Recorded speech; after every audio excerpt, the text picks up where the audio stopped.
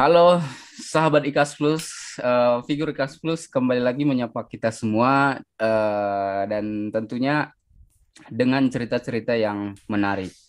Buat teman-teman yang baru pertama kali nonton video ini, jadi figur Ikas Plus ini adalah kon- eh, konten yang akan menghadirkan figur-figur dari Ikas Plus dengan cerita-cerita yang tentunya menarik, menginspirasi, yang memotivasi teman-teman semua.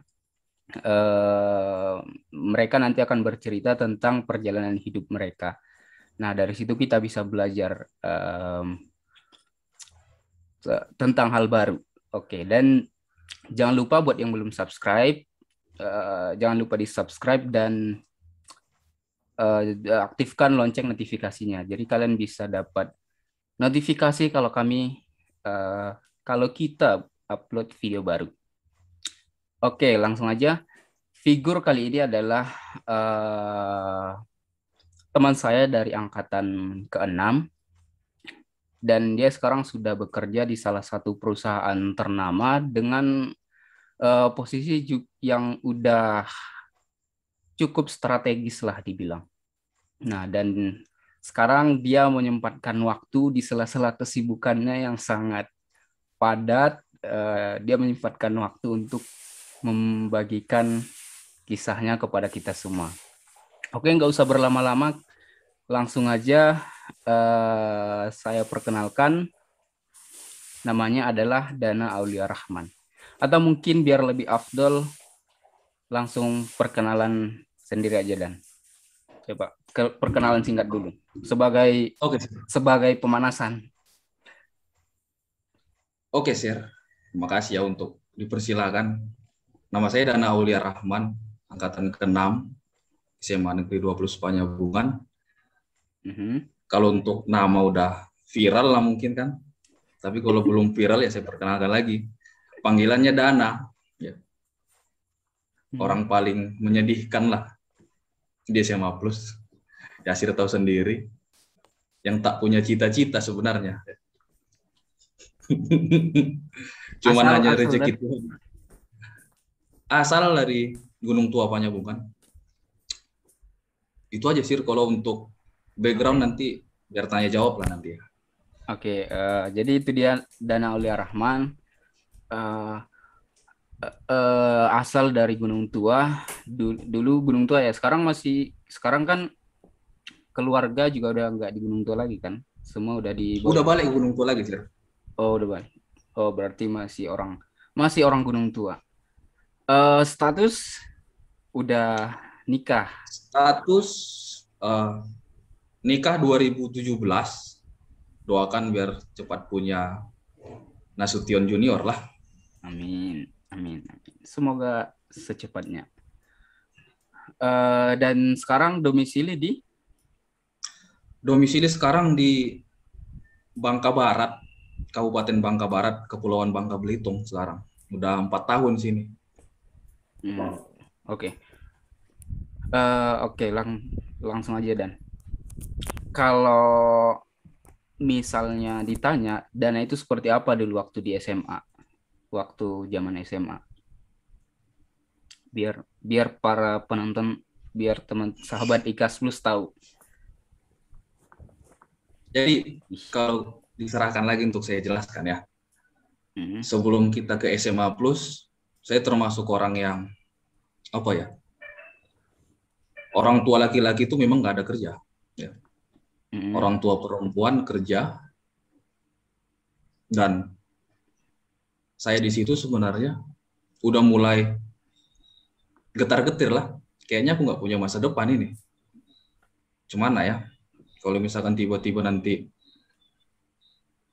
mau masuk ke sana ke sini segala macam. Tapi aku punya punya motivasi dari ibu ya. Hmm. Kemanapun kamu pergi, ingat aja ibu katanya. Ibu akan berdoa. Nah, jadi dari saat itu ya, aku masuk SD 12, ya sebenarnya prestasi nggak ada. Tapi jalan normal sampai dengan SMP 2, masuk dari SMA Plus.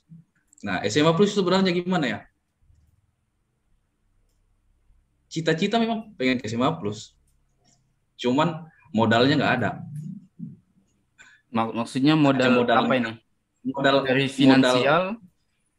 Bukan, modal pikiran lah sebenarnya. Artinya dengan tingkat kecerdasan otak. Artinya hanya modal nekat, tengok kan. Yang masuk SMA Plus, nanti ada rombongan Yasir, oh juara. Ada rombongan Miska, ada rombongan Dharma, ada rombongan ini. Sebenarnya masuk SMA Plus bukan ikut-ikutan ya. Karena memang pengen aja. Pengen, dan aku yakin aja masuk. Pasti Tuhan itu ngasih kesempatan. Dari sejak saat itu sebenarnya dimanapun aku langkah, pasti aku udah yakin pasti masuk. Nggak kasih jalan, orang aku pengen kok gitu kan. Tiba-tiba pengumuman. Jadi waktu itu kan angkatan kita itu hanya 40 orang sir yang diterima di kelas reguler, kalau masih ingat zaman dulu kan. 40 orang. Habis itu sisanya mandiri yang harus bayar sendiri kan. Jadi waktu itu peringkatku 42 kan. 42, di atasku Saidah pada waktu itu. Di bawahku Dina. Dina nomor 43, aku nomor 42, Saidah 41. Habis itu, ngeri kali orang ini, aku pikir. Masuk SMA Plus aja udah beken-beken semua, masuk reguler. Aku pula masuk mandiri. Aku lapor sama orang tua, Mak, aku di SMA Plus pakai uang sendiri nanti nih sekolahnya. Bisa nggak? Oke bentar, biar Mak doakan. Nanti ada itu kawan-kawanmu yang nggak daftar ulang itu nanti. Betul, ada yang nggak daftar ulang 3 orang. Makanya aku, Saidah, sama Dina masuk kelas reguler. Jadi sejak saat itu, setiap apapun yang ku minta, Mak, doakan gini-gini ya. Terkabul terus, Sir. Nah, pas waktu masuk SMA, kau tahu sendirilah gimana biar pagi-pagi cepat sekolah, habis apel pagi, sarapan, masuk kelas, itu tidur. Tertidur, gimana biar cepat hari itu berlalu, macam tak ada motivasi. Motivasi ada, tapi macam gimana ya? Kayaknya aku nggak sanggup, bukan arti nggak sanggup untuk bertahan ya. Tetap optimis bertahan, tapi kok kayak gini-gini aja gitu. Berlalu. Jadi sejak 3 tahun di SMA Plus itu sampai kita tamat, modalku sebenarnya bukan modal belajar, modal nekat sama modal restu orang tua. Itu aja Sir, makanya selamat sampai sekarang. Sampai kau tengok lah, waktu kita udah lulus SMA Plus aja, kita kan nginap di rumah Dharma kan di Medan kan. Kau ikut itu ya? Ya, habis lulus SMA kita bimbel di Medan, nginap di rumah si kawan. Ya, soalnya teman-teman yang lain nggak tahu siapa si Dharma, takutnya maksudnya yang di bawah kita yang nonton. Ayo. Kalau tadi ininya poinku gini Dan, kalau ditanya dana itu seperti apa di SMA Plus, apakah orang yang berprestasi, yang aktif, yang badut sekolah gitu, atau yang rajin olahraga, yang gimana? Orang kalau ini menurutmu gimana? Orang kalau menganggapmu gimana di SMA Plus? Kalau penilaian orang lain aku nggak tahu sih. Tapi kalau yang ku alami sendiri-sendiri ya, penilaianku terhadap, aku kan sering belajar bukan nilai orang lain, nilai diri sendiri. Aku termasuk orang yang dari segi juara aku pernah juara. Dapat peringkat 9 pun gara-gara di seret Dharma aja. Jadi pokoknya kalau dari segi pembelajaran, akulah contoh yang nggak patut dicontoh, kira-kira gitulah sebenarnya. Makanya sebenarnya kan sering gue bilang, Sir, aku pengen ngasih contoh yang tak patut untuk dicontoh. Ya. Makanya aku tampil di sini sebenarnya. Jadi pesan buat adik-adik, berjuanglah kalian, jangan contoh abang inilah. Ya. Jadi kalau dari segi untuk kurikulum pembelajaran aku jauh di bawah, Sir. Paling aku aktif cuman ya ikut KPA, ikut LC, Laskar Cinta pada zamannya, ikut PO sama-sama kita. Bahkan tiba-tiba ikut OSN pun, yang kita Olimpiade, aku yang ngerekrut adik-adik, mereka yang juara. Aku tak pernah juara sih. Makanya Oke. sebenarnya Intinya kalau dari segi akademik sebenarnya nggak terlalu menonjol, tapi ya mungkin dari bidang yang lain gitu. iya. Tapi kan itu udah jauh di belakang, udah lewat. Dan setelah tamat, oke, kita masuk ke fase kuliah dulu. Kan dulu eh, setelah tamat sekolah, kita berbondong-bondong bimbel, persiapan untuk ujian masuk PTN. Nah, kau sendiri kan beda nih dari kami. Kalau kami kan di universitas yang biasa, universitas negeri di lewat jalur S6PTN atau SBMPTN. Nah, kau sendiri kan beda di angkatan kita. Iya sih. Apa namanya, dapat beasiswa dari eh, perusahaan Sinarmas. Benar? Bukan dari Alhamdulillah aku pemerintah. dapat beasiswa. Beasiswa Jadi dari pas kita perusahaan sama-sama Sinarmas dan kuliahnya di IPB ya. IPB. Nah, coba ceritakan sedikit dan tentang perjalananmu dari perjalanan kuliahmu. Jadi cerita singkatnya itu, kami disekolahkan sama Sinarmas selama 2 tahun. 1 tahunnya 3 semester. SKS sudah ditarget. Kuliah Senin sampai dengan Minggu.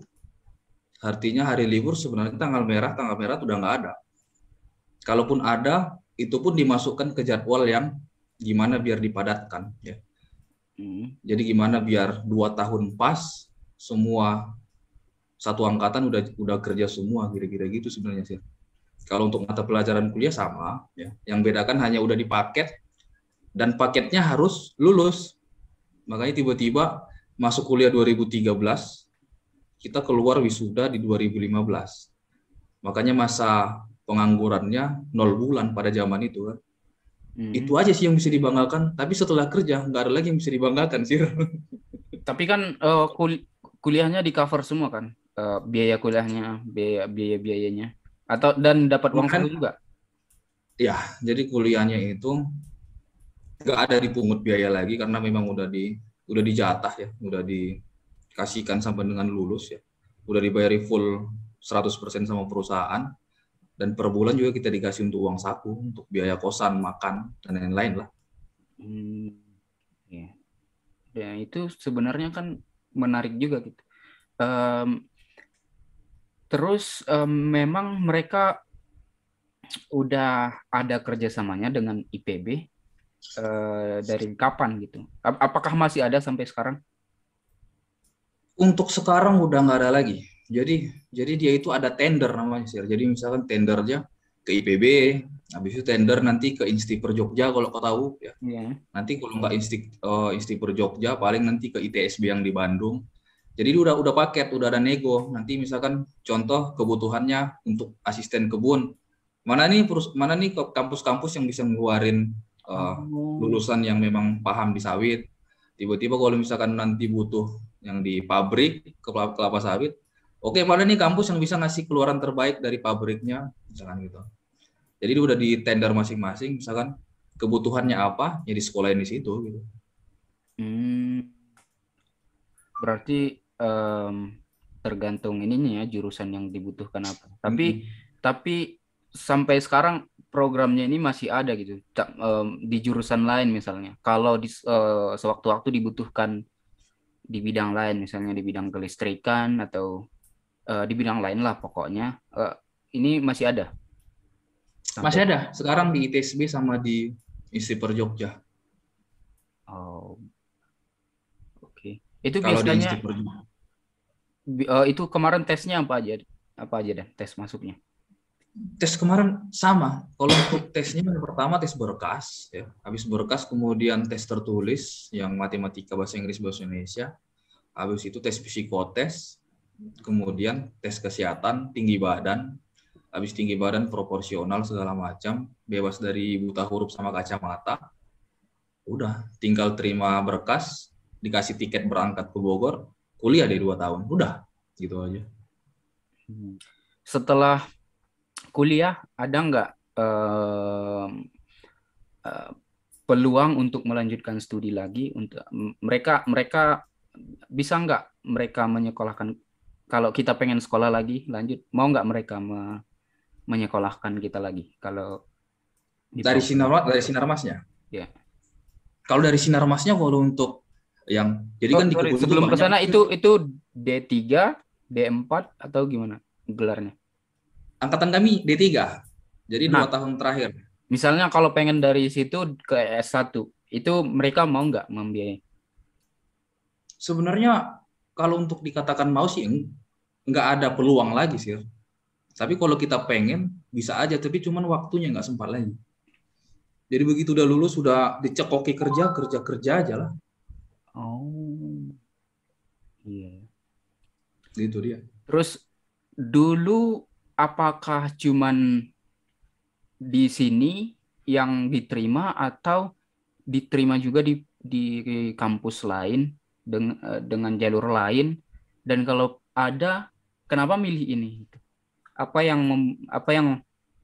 membuatmu dulu mantap memilih udah ini aja ini jalan hidupku gitu? Sebenarnya bukan masalah milih nih Sir ya. Hmm. Jadi begitu kita lulus SMA itu aku udah nggak punya pilihan lain lagi. Jadi memang udah rezekinya memang lulus di sini, dikasih kesempatan di situ, dan nggak ada pilihan lain selain itu. Kira-kira gitu lah. Hanya langsung, dah inilah jalan hidup, lurus aja. Maksudmu kalau misalkan mau kuliah di USU gitu, atau Iya. kuliah di tempat lain gitu kan? Hmm. Iya, Itu maksudnya dia. eh kalau kan banyak tuh beberapa yang keterima di A, keterima di B, eh, masih bimbang milih yang mana. Ada yang keterima di STIS, keterima juga di kampus lain, keterima di STAN, diterima juga di kampus lain. Iya. Nah, jadi Makanya aku kadang, di case-mu nggak ada ininya ya. ya Kalaupun itu seandainya yang lanjut di kampus di PTN, kampus kayak biasa, akan terkendala dari segi finansial ya. betul sekali. Tapi kan dulu masih Jadi ada bidik misi. pada zaman itu sih, jadi apa namanya? Makanya aku kadang senang nengok kalian kan, si Polan lulus di sini, si Polan lulus ini, terus bisa milih gitu.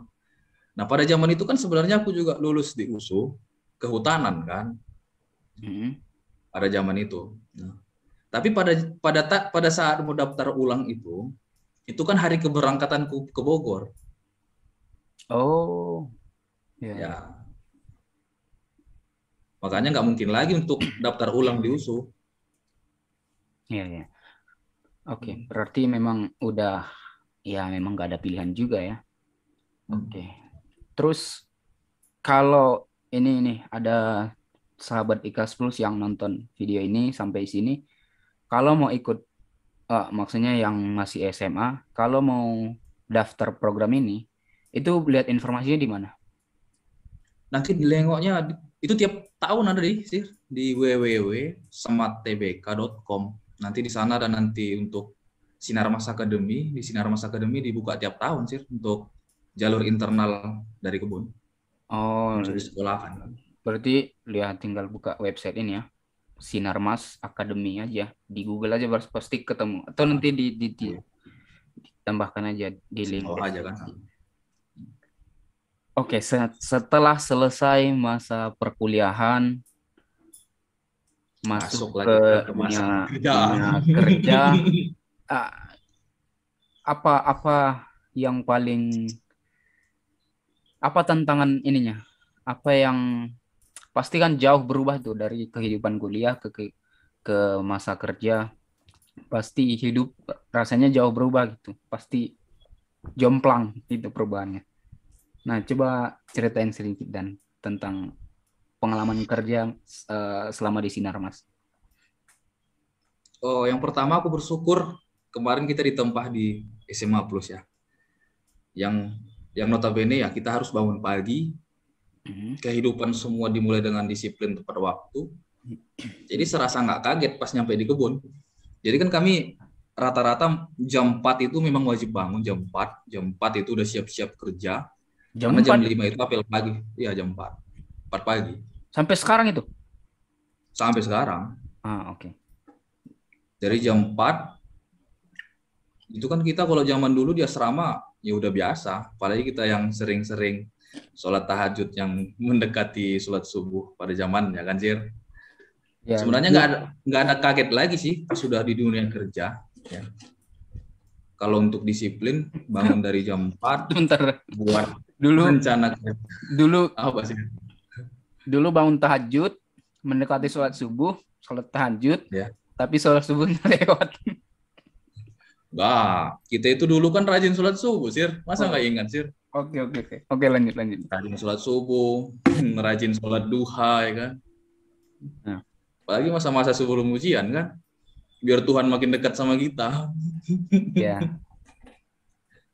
Jadi pas sudah bangun, balik lagi topik ya, udah bangun pagi, jam 5 kita apel pagi sama karyawan, masih nggak ada beda. Kan kita udah terlatih ngomong lah. Ngomong pun udah lancar, udah nggak ada yang perlu diragukan. Kemudian kita ngarahkan bekerja, terus nanti jam 2 siang baru kita pulang ke rumah, itu pun setengah jam. Nanti jam-jam tengah 3 kita udah balik lagi ke kantor, balik nanti pulang dari kantor sekitar jam 6, maghrib di rumah, habis maghrib. Habis itu bikin rencana kerja untuk besok. Jadi sebenarnya SMA, kalau untuk disiplinnya SMA Plus sudah bisa dipakai di kebun gitu. Terus Dan, kan pasti ada teman-temanmu, rekan-rekan kerjamu yang berasal dari lingkungan yang nggak sedisiplin Betul. SMA Plus gitu. Itu mereka gimana? Struggling atau gimana? Rata-rata apa ya, karena memang kehidupan di kebun kolonial Belanda, jadi artinya perintah itu nggak bisa dibantah. Jadi di situ nanti survive. Jadi contoh yang bisa ikut alur ya akan maju, ataupun bertahan, yang nggak bisa ya paling banyak yang mengundurkan diri kan. Tapi artinya mengundurkan diri karena kesalahan mereka sih, nggak sanggup bertahan. Makanya survive yang diajarkan di SMA Plus yang buat aku survive di Sinar Mas sekarang sebenarnya. Ada nggak temanmu yang nggak sanggup gitu terus memutuskan untuk keluar gitu? Banyak sih. Ada 3 faktor rata-rata yang keluar dari kebun. Yang pertama, satu melanjutkan sekolah. Yang kedua, karena memang keadaan orang tua ataupun keluarga yang memang tidak memungkinkan lagi di kebun. Yang ketiga ya rata-rata nggak sanggup lagi dengan kehidupan kebun gitu. Kalau mereka keluar, ada nggak sanksinya dari perusahaan? Karena kan perusahaan udah menyekolahkan mereka. Tentunya perusahaan pengen investasi mereka nggak sia-sia dong. Iyalah. Tapi rata-rata yang di beasiswa lebih survive sih daripada yang memang ngelamar sendiri setelah lulus kuliah ya. Oh, bentar. Itu setelah kalian tamat, itu posisinya sama dengan orang-orang yang lulus S1 melamar jadi itu pangkat kalian apa setelah tamat? Terus kalau orang yang jalur reguler rekrutmen setelah tamat kuliah, itu apa jabatan mereka? Apakah kalian sama jabatannya? Kalau untuk di kebun, jadi semua lulusan dari itu kebun menerima staff namanya Sir. Jadi staff itu level asisten agronomi sampai dengan askep, sampai dengan manajer, sampai level manajemen. Itu nanti jalur paling bawahnya itu ya jalur kita-kita inilah ya. Jadi dari staff ke atas itu nanti untuk S1, D3. Jadi dibagi 2. Jadi nanti ada nanti bahasa internal sama eksternal kan. Internal yang dari beasiswa, eksternal yang dari S1 dari kampus-kampus lain yang memang ngedaftar sendiri. Jadi nanti kita disatuin dengan posisi yang sama. Jadi contoh satu estate ada 7 divisi misalkan.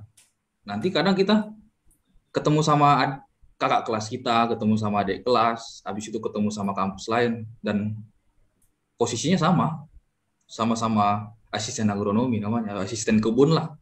Asisten kebun. Berarti sama ya posisinya dengan orang yang S1. Tapi kan keuntungannya kalian cuma sekolah 2 tahun ya, mereka minimal 4 tahun gitu. Iya. Oke, menarik.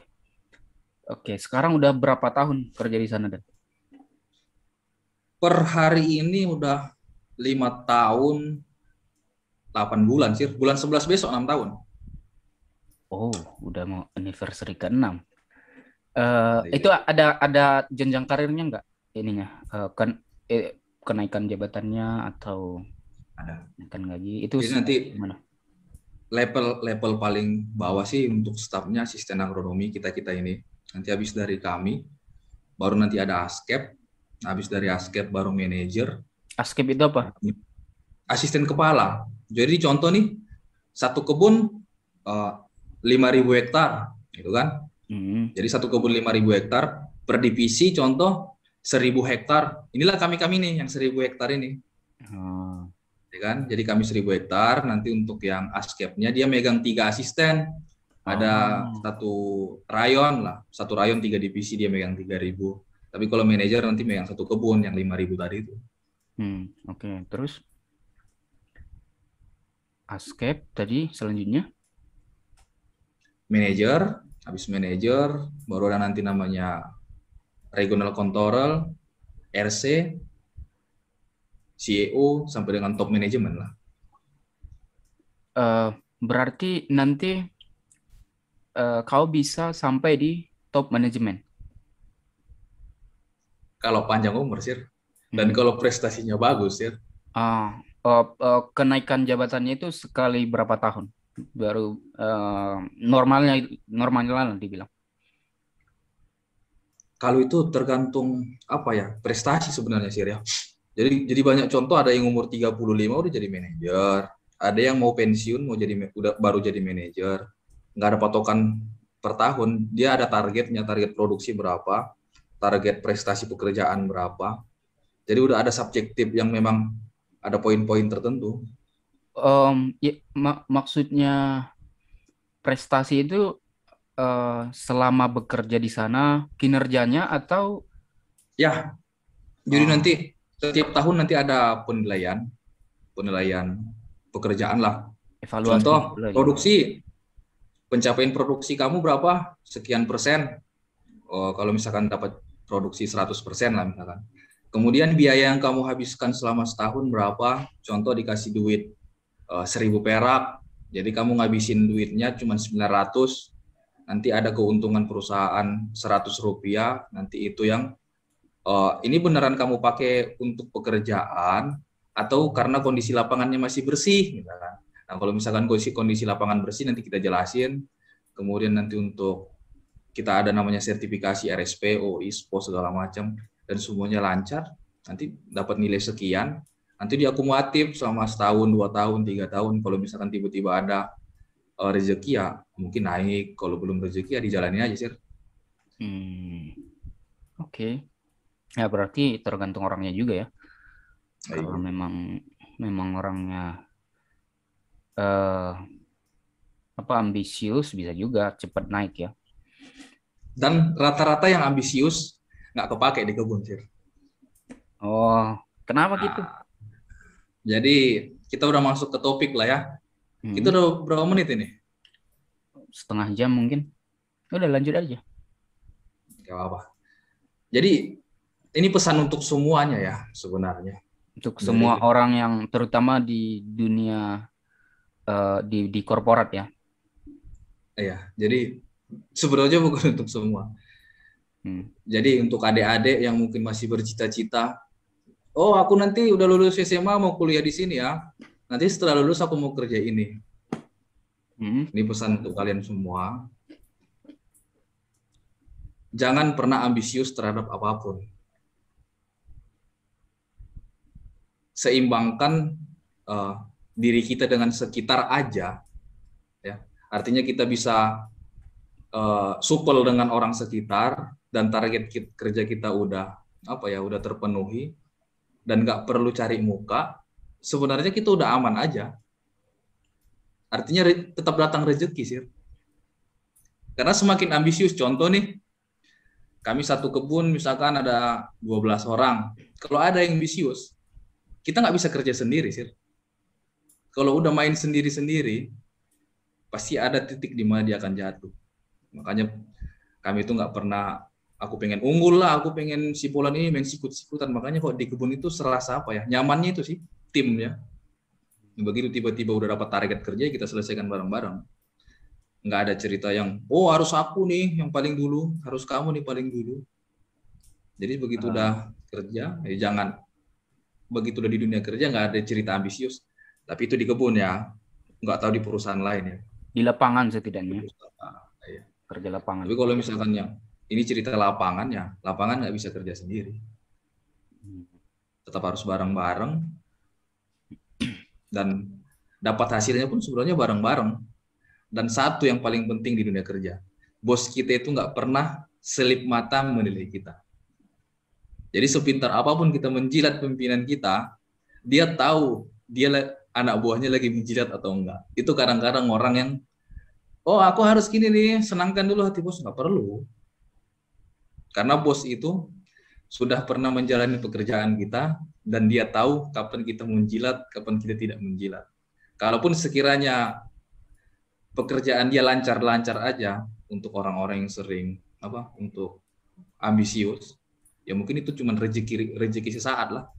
Karena bisa jadi tiba-tiba pindah perusahaan ke tempat lain, ketemu dengan tipikal manajer yang lain, ya pasti ya jatuh sendiri. Makanya orang lebih survive, orang yang supel, bisa berbaur, target kerja diselesaikan, peduli sama teman-teman, ya selamatnya bareng-bareng sih. Nggak ada cerita unggul sana, unggul sini. Yuk sama-sama kita kerjain. Nah? Oke, menarik sih. Karena kalau aku pribadi juga belum pernah kerja di lapangan, jadi ya belum ngerti yang begini-begini. Ya satu saat buat sahabat Ikas Plus, mungkin ini bisa jadi apa namanya, nasihat untuk inilah, untuk dunia kerja, terutama yang di lapangan. Jangan terlalu ambisius dan jangan terlalu apa namanya, menjilat dalam artian di depan bos bermanis-manis, ternyata pada kenyataannya enggak gitu. Ya. Tapi ada sisi lain yang perlu kita bahas ya. Nah, apa tuh? Harus bisa juga dibedakan antara penjilat dengan how to manage your boss. Tahu how to manage your boss, tahu apa maunya pimpinan. Jadi pada saat kita tahu apa yang bos kita inginkan dan kita kerjain sesuai dengan aturan kerja, kalau ada orang yang nggak suka sama kita, pasti kita dibilang penjilat. Bisa kira-kira apa namanya dicerna kan? Iya bisa. Ya kan? Ya yang penting kan bos kita sebenarnya ini tahu gitu.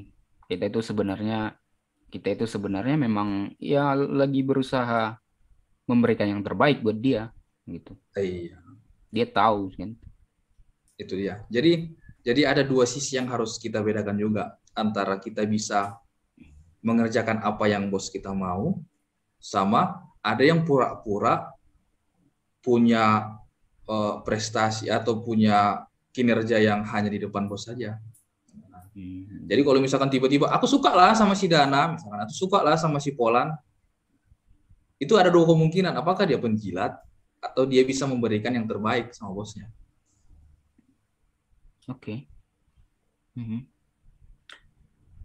Ya, berarti memang dunia kerja nggak seindah yang di film-film ya. Jadi real life-nya itu banyak tantangan yang kita hanya bisa belajar di lapangan gitu. Nggak ada panduan khusus, panduan yang udah baku gimana cara bersikap di lapangan di dunia kerja. Jadi memang kita butuh menekankan orang-orang yang udah berpengalaman di kerja di lapangan.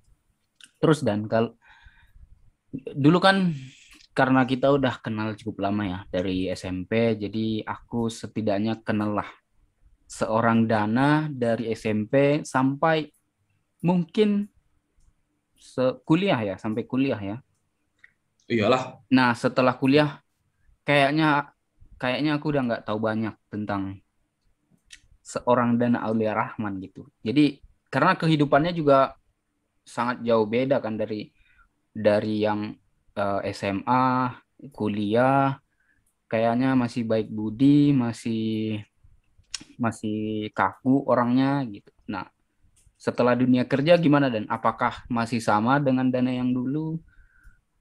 Apakah karena kan dari segi finansial juga udah berubah, dari eh, lingkungan juga udah berubah. Itu gimana ngehandle-nya, eh, terutama dari segi finansial ya. Karena kan banyak orang dari yang eh, sebelumnya punya masalah finansial, begitu udah langsung melek finansial, udah langsung bergaji tinggi, susah ngontrol gitu. Kalau Dana sendiri gimana? Apa gimana pengalamannya Dan? Kalau pengalamanku sih ya, jadi aku 5 tahun kerja, bulan 11 besok 6 tahun itu. Sama yang aku bilang tadi itu, kayaknya aku ditakdirkan ini untuk menyelesaikan masalah keluarga sebenarnya. Jadi mungkin Tuhan memberikan jalan mulus dari SMA, kuliah sampai kerja. Sebenarnya Tuhan mungkin udah tahu sebenarnya aku itu harus menyelesaikan masalah keluarga, masalah finansial. Jadi mati-matian sampai sekarang. Jadi artinya kita hanya sebatas menyelesaikan, udah gimana yang di sana, perlu dibayar berapa, segala macam. Segini mang, gini kirim. Jadi fair, mati-matian gimana biar menyelesaikan masalah dari keluarga perempuan, dari keluarga kita. Jadi sebenarnya kalau dibilang orang apa namanya, finansial Dana udah kerja 6 tahun banyak duit, ya enggak. Jadi hanya sebatas cukup, ya sama lah. Contoh lah, makanya aku bilang kita nggak bisa hidup sendiri, Sir. Kita nggak bisa hidup sendiri. Kita masih butuh orang lain, karena orang lain pasti beranggapan si Dan itu udah enak ya, udah kerja, mana lah enak, nggak ada enaknya pun. Artinya kita hanya tinggal bersyukur aja masih bisa kerja, Sir. Bersyukur masih bisa kerja, masih bisa bertahan hidup. Karena contoh fair lah, kayak berapa? Dari pertama kali kerja lah, 2 tahun kerja pas aku bangka, aku ada minta tolong samamu kan, Sir, apa Dan? Orang tua aku di Medan, Sir. Masih ingat kau kan? Yang kau antar ke rumah keluarga aku itu. Masih. Sampai aku minta tolong, Sir. Aku nggak ada lagi duit, Sir. Kau kasih dulu ongkos pulang orang tua aku. Kau kasih kan? Makanya aku bilang, terkadang orang menilai seseorang itu dengan pekerjaannya udah merasa, mana lah mungkin si kawan-kawan ini nggak punya duit gini-gini. Karena kenapa? Setiap orang yang udah kerja, ya kan, itu punya masalah hidupnya masing-masing. Makanya pas sudah hampir 5 tahun kerja, hampir 6 tahun kerja, aku mikir gini, sesenang-senangnya orang pasti ada sisi kelam di hidupnya masing-masing. Makanya kita nggak boleh menilainya dari luarnya aja. Banyak itu. Contoh misalkan tiba-tiba, Dar, apa Dan? Pakailah dulu duitmu itu. Buat apa? Udah nggak makan lagi aku di sini. Kenapa? Pasti orang nggak nanya. Contoh misalkan kita bantu orang sekitar kita ya. Karena aku mikir gitu aja. Aku mending bantu orang, mending aku yang sakit. Tapi pas giliran tiba-tiba kita minta tolong, pasti ada yang bantu. Iya. Ya, memang kadang-kadang angka itu nggak ada artinya tanpa konteks gitu. Jadi gaji tinggi itu juga nggak ada artinya kalau pengeluaran tinggi gitu ya, tetap sama aja gitu jadinya. Ya, mungkin memang. Jadi artinya, jadi aku mikir gini juga sih, semakin banyak gajiku, semakin banyak masalah hidup yang dihadapi. Makin banyak pengeluaran. Bukan pengeluaran, artinya bukan pengeluaran untuk diri sendiri atau apa ya. Artinya makin banyak yang orang minta tolong dan kita nggak tega untuk nggak nolong. Nah, begitu kita tolong orang lain tersebut, giliran kita tiba-tiba udah di akhir bulan, pasti kita kurangan dong. Nah, makanya aku bilang, terima kasihlah sama si Dharma, terima kasihlah sama semua kawan-kawan Patli lah yang sering bantu, Batar ya kan. Jadi kadang aku mikir gini, ternyata sisi kelam kehidupan bekerja itu gitu ya. Sembari duit itu ngalir ke kita bantu orang lain, tapi kita masih butuh bantuan dari orang lain. Ya, ya. Iya sih, benar sih. Berarti Dan, kau sekarang udah jadi pemimpin keluarga lah dibilangnya, yang membiayai adik-adik juga, yang Iya, menyekolahkan, ya salut juga lah Dan. Udah sejauh ini gitu. Kalau kalau kau sendiri kalau lihat ke belakang hidup kayaknya udah jauh ya, udah jauh berjalan. Ngerti maksudnya? Maksudnya udah jauh dari Dan yang dulu gitu. Udah jauh, udah baik dari segi personality, dari segi pola pikir, dari segi apapun lah. Kayaknya udah hidup udah jauh tertinggal di belakang gitu. Terus Dan sekarang kan tadi kan eh, status tadi udah ini bukan udah sold out. Eh, boleh tahu Dan orang mana ininya si Doi? Doi orang Palembang, tapi lama di Belitung. Doi kan, tahu kau sendiri lah. Aku kan dulu SMA sebenarnya bukan nggak pernah pacaran, tolak terus kan. Iya, sebenarnya bukan ya udah berusaha, Oh cuman iya, belum belum ini aja. jadi memanfaatkan rumus peluangnya masih nol ya kan. Jadi hasilnya nol. Enggak, itu sebenarnya kan kalau dari segi statistik itu udah benar itu. Makin banyak yang kau kejar, peluang dapatnya itu makin banyak Nah karena iya. sampelnya makin banyak. Cuman ya gitu, eh, peluang gagalnya juga makin banyak. Belum ditolak. Dia orang rumah orang orang Belitung ya, artinya lama di Belitung. Ketemunya berarti di Kenal sana. ketemunya sih sebenarnya kayak jodoh jodoh yang nggak disangka-sangka sih. Jadi waktu itu aku kuliah semester 5 ya. Semester 5 mendekati mau masa-masa kelam, kita mau tugas akhir lah ya. Hmm.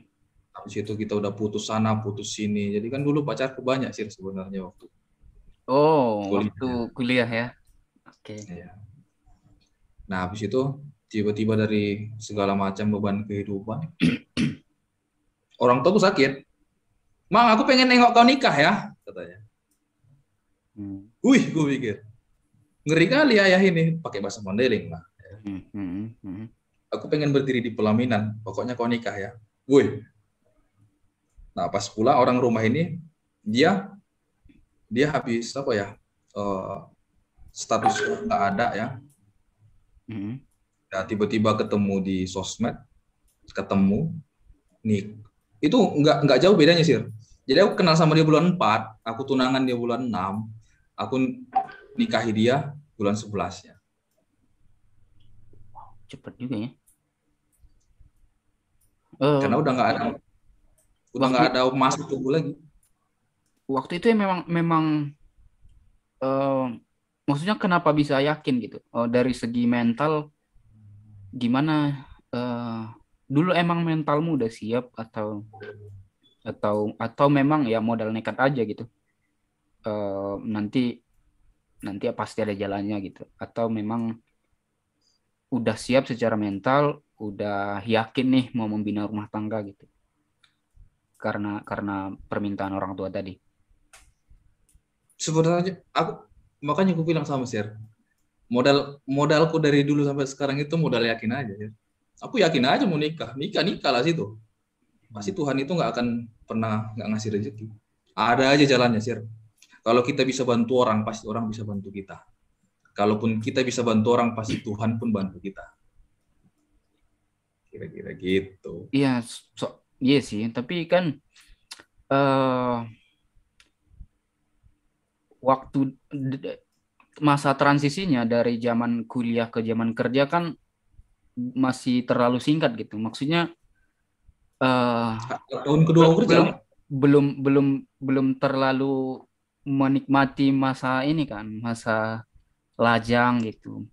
Berarti di saat itu kau udah merasa cukup lah menikmati masa lajang waktu itu ya.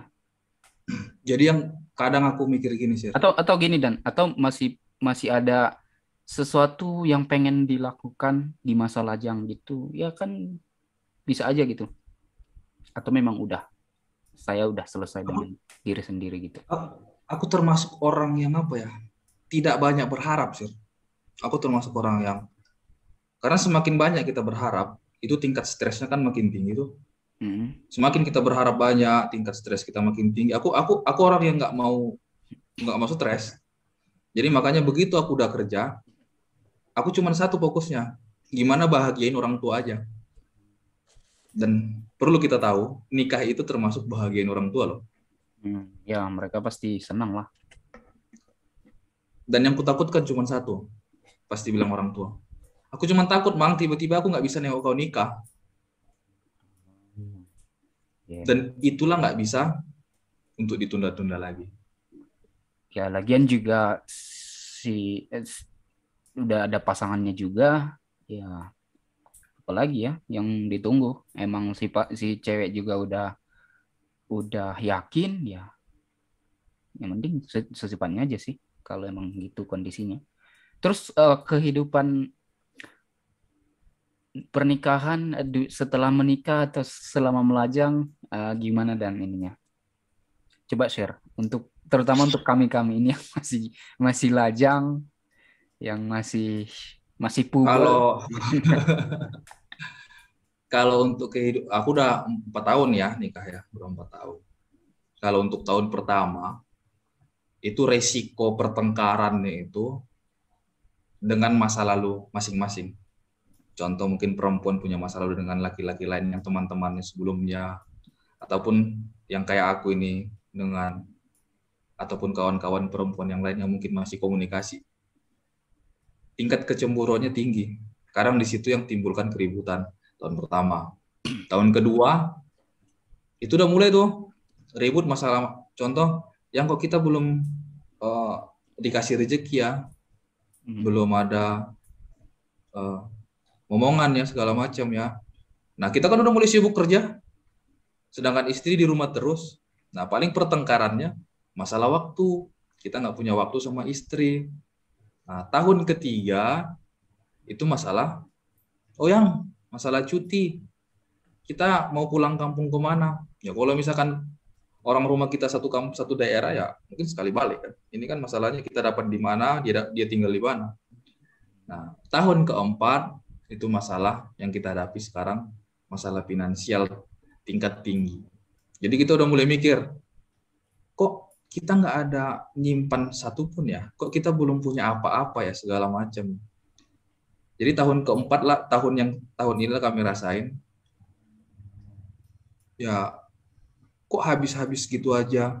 Tapi kita mikir lagi, dan kita nggak boleh nyalahin satu sama lain loh.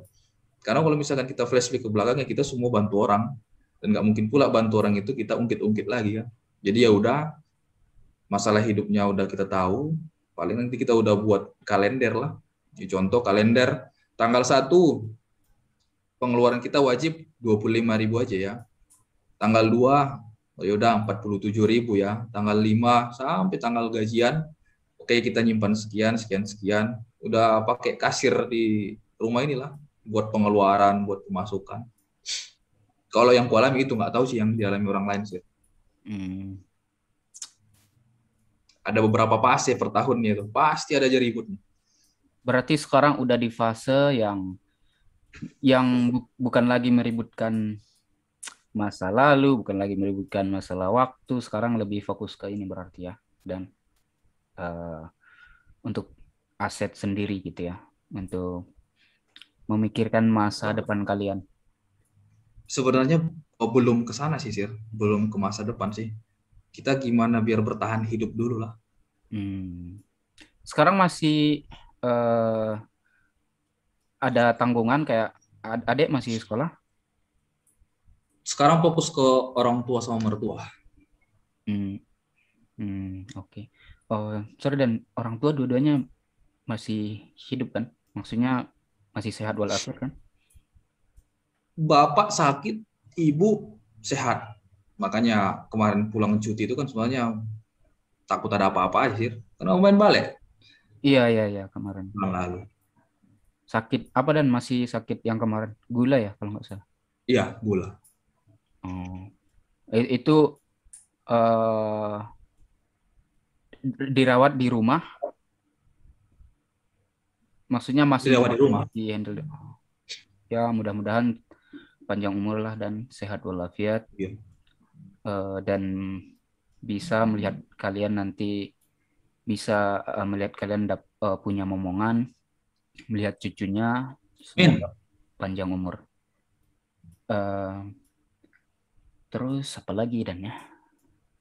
Mungkin karena ini udah mau sejam, mungkin pesan-pesan lah untuk menutup ini dan menutup video ini.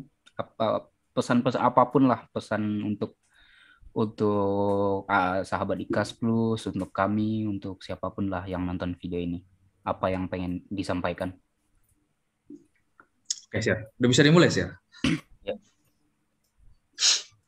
Pesan pesan kita ya, pesan kita untuk Atau untuk yang Ikas Plus adik-adik juga lah. dan Untuk IKAS Plus lah ya. masukan gitu. Pesan untuk IKAS Plus, kalian nggak boleh nggak yakin sama diri sendiri. Mm. Ya, kalian harus yakin.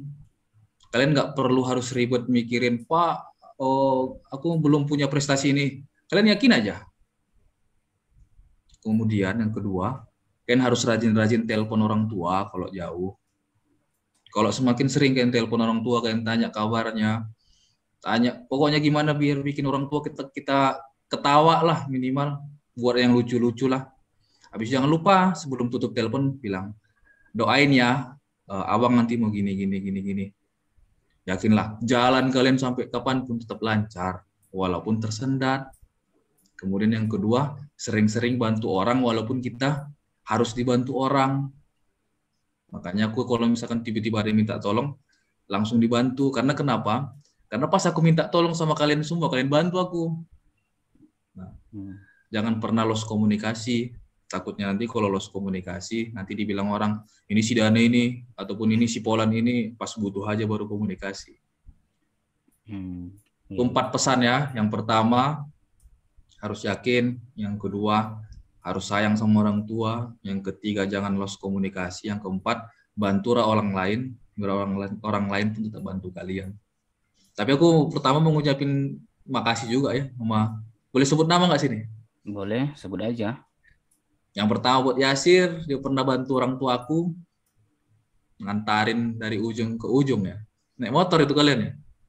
Ya, naik motor. Itu yang kedua, kasih buat Dharma yang sering bantu, Batar juga, Dar, kirimkan. Oke Om, kirim bukti transfer. Itu Padli yang mungkin sudah punya keluarga tapi harus mikirin aku juga kadang. Pokoknya banyak lah. Makasih udah bantu ya. Semoga semua kalian pun pada saat butuh orang lain ya, paling semuanya pasti dibantu orang lain lah. Harus saling tolong menolong lah. Ya.